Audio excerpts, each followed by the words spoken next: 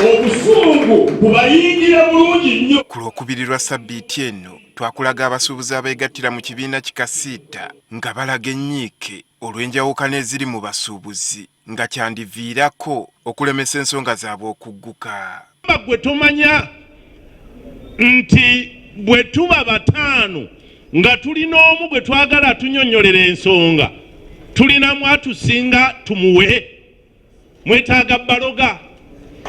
Kati n'olwaleero waliwo abasuubuzi ewa Kisekka abasuubula sipeeya w'ebidduka n'emizindaalo nga balaga okwemulugunya kwabwe eri abakulembera ebibiina by'abasuubuzi bo okulekebwa emabega mu buli nsonga. Tetuwuliziddwa actually ensonga zaffe tezanjuddwayo eri omukulembeze w'eggwanga mu bakulembeze bannaffe ababadde bazanjulayo. Bano abeegattira mu kibiina kyabwe ki Uganda Groupage Importers and Exporters Association bagamba nabo balina ensonga zaabwe ezibaluma. Ebintu okulwayo mu warehouse oleeta ebintu ne bakubala ne bimbala omwezi mulamba nga tebinnavaayo. Nga twakava mu COVID ebintu byaffe nga filters gavumenti ba import duty ya 10% nejongera mpaka 25%.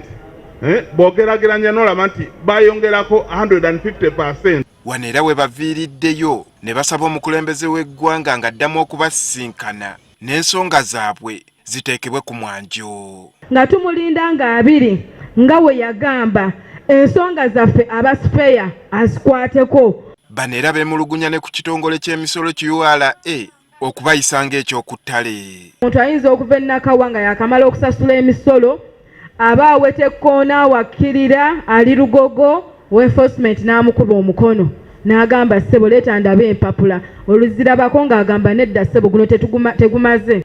Ne bagamba ebintu tubizzaayo biri under value ne weebuuza owa enforcement naye yafuuka clearing agent. Nti singa ensonga ezibabo by'omutwe tezikolebwako nabo baakuvaayo n'amakuba amalala.